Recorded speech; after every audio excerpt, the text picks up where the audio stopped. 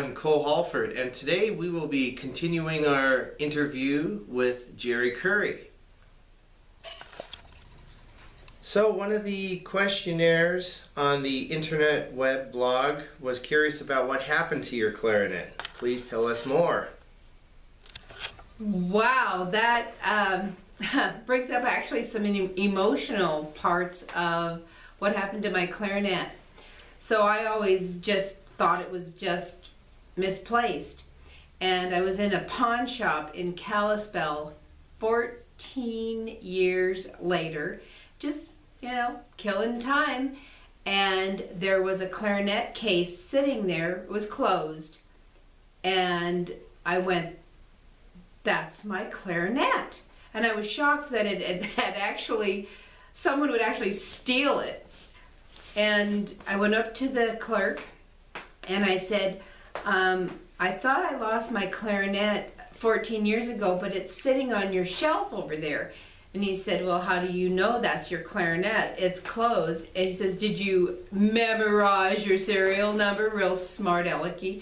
I said, no, but when an instrument is flat, a wood instrument or a brass instrument, you push it in and it makes it in tune.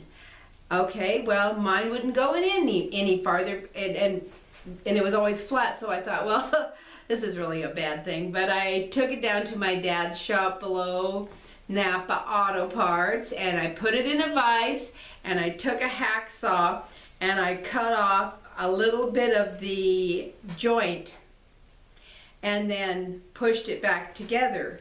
And I said, it's a LeBlanc clarinet.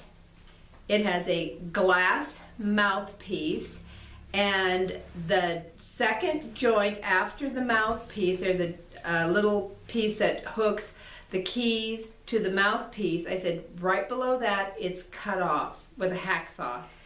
He opened the case, and it was exactly as I described it. And he goes, well, the statute of limitations is over, so you can't sue me and you can't take it. And it was $75. Well, that was at the time would be 1984. And I didn't have the money. It was an astronomical amount of money at that time, $75 for an instrument. However, when my parents bought it in the 1960s, it was $500. But my dad made more money than I did, so that's what happened.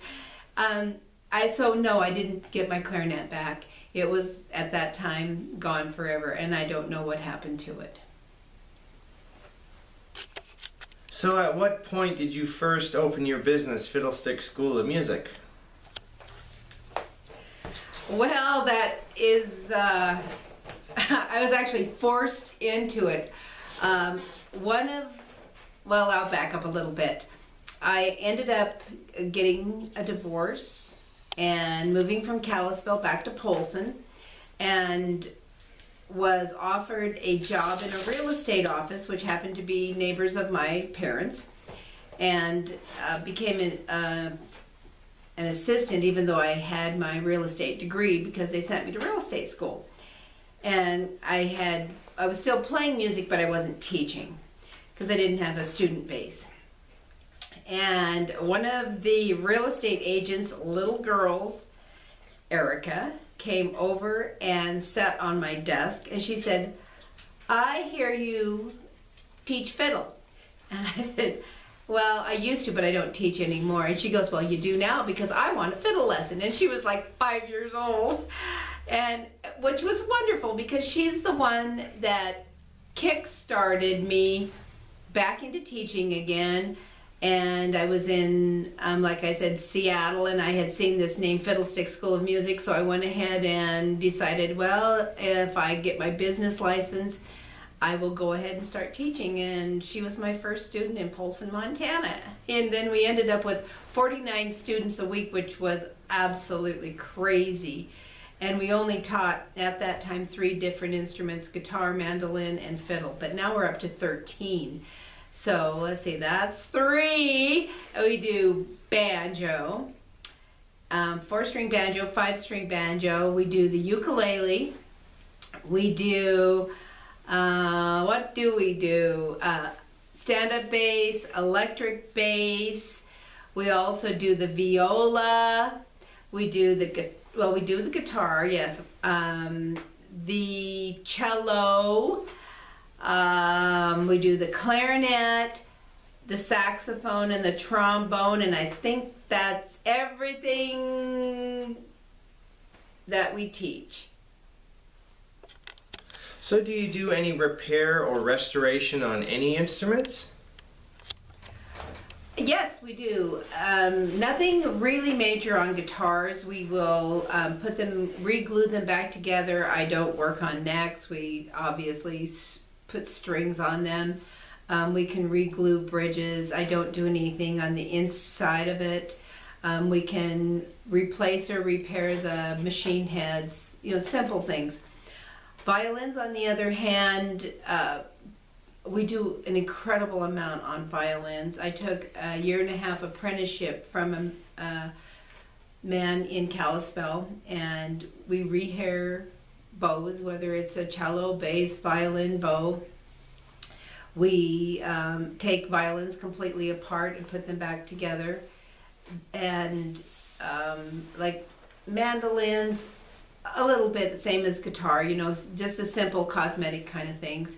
We don't do anything with electric guitars. That's for the electricians. We don't do anything we don't tune pianos. We have people that come in the area and do that kind of thing. But mostly we try to stick to the strings and all the bowed instruments. Thank you, Cole. You can get a hold of Jeri Currie at 406-883-1519 or Fiddlesticks School of Music on Facebook.com. Tune in again next time as we continue to introduce the world to upcoming musicians and future superstars. Remember, you saw it first at Fiddlesticks School of Music. Happy Chinese New Year!